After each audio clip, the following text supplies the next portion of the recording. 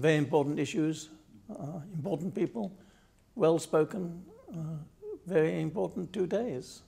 Small audience, sadly.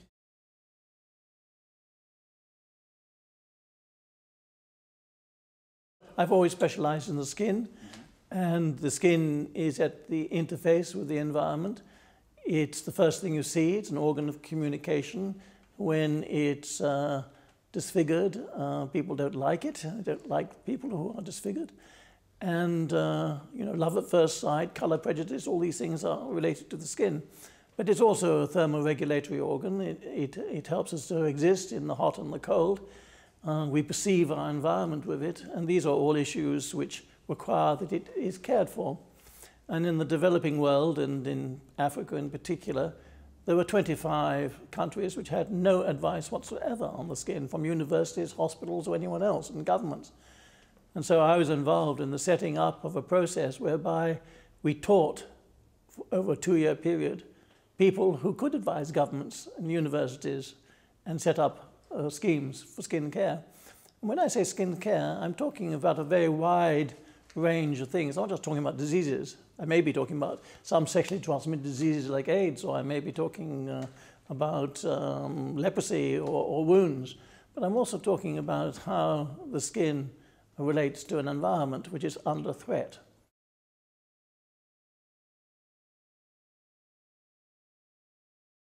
Well, we found in our department, when we were trying to deal with the effects of cold on newborn babies or the dying elderly in the developing world, that heating could be important. And we were interested in things like swaddling with blankets. We were interested in the use of the blanket for the dying in the refugees. And then we became interested in refugees, and we began to realize that there were problems with heating and fires and smoke. And then we were in Guatemala, and we found some rather good heating processes used by the Guatemalans. And then very gradually we developed in the department an interest in low technology, like charcoal making. And then very gradually we became aware that of the huge fuel needs, not only of small communities, for health reasons, but also hospitals. And as I developed quite a major regional dermatology training center in Africa, so we realized that there were 12 power cuts a day, and we had to do something about fuel. And so I became interested, and we set up an NGO to try and find what is the best solution to things like hospitals and universities, not whole cities, but that sort of sized building, solve their problems. When everybody goes off at 5 o'clock at the end of the day, opens up their computers, and it doesn't work.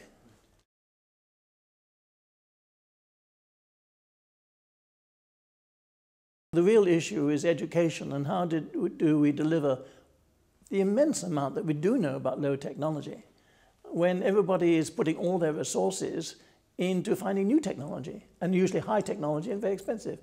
This applies to drugs, new drugs, when we've got some old ones, particularly traditional ones. It applies to procedures and so on. And I'm very much involved in many countries in looking what is available locally and sustainably in the management of skin conditions. So I am involved, I'm an advisor on morbidity control for lymphatic filariasis. We have a big program in Kerala. And I advise on leprosy and all these sorts of things. So your activities are by no means restricted to Africa at all? Not at all, no. Pretty well. In fact, at the moment I spend more time in India, and I have 2 visits a year to China.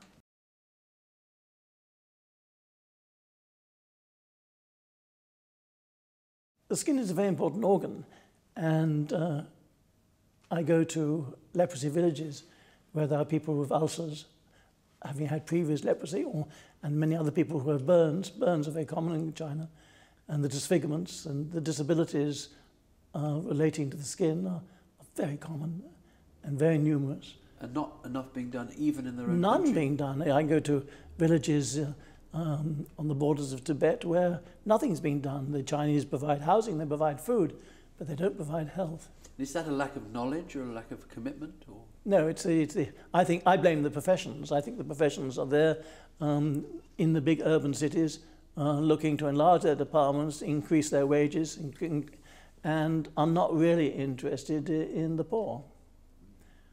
The government may be, but they're not getting good advice from the professions.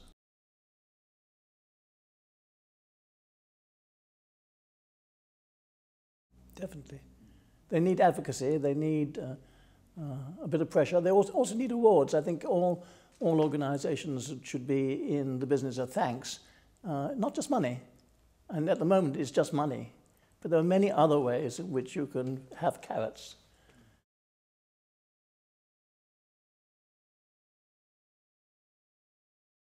Make a big difference, yes.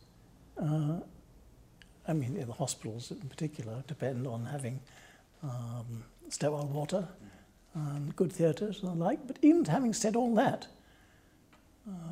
as I said in my talk today, we could probably improve health more by teaching to wash their hands, as we could in this country, yes. Than looking for schemes for producing more electricity.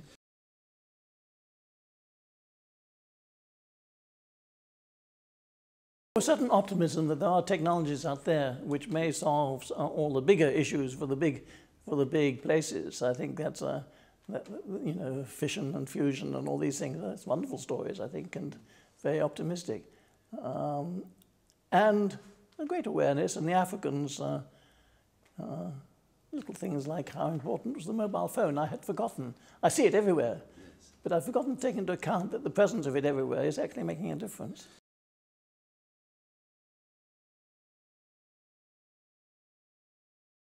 Yes, that's true, but on the other hand, Africa's got to grow up, and its leaders, as we also talked about, must not be corrupt, and they must give better leadership. And as I mentioned, at the level of the professions like doctors, we've got to get people to want to stay there. Right. The brain drain is awful, and nurses, you know, we're taking them all from Ghana. That's terrible. Yes. But one thing I think we didn't mention enough was the empowerment of women. The women have no power in Africa, and if they had power, I think they would produce a better Africa. So I don't think it's the leaders, which are all men. You know, all the big books, the Bible and the Quran, all written by men, and I think we could do a few more women in real leadership.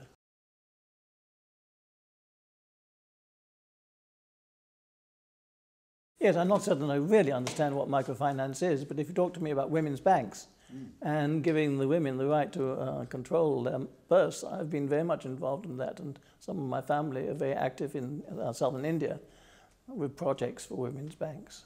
I think very important. So as you leave here, you're positive and reasonably optimistic towards... I'm always optimistic. Wouldn't have it any other way.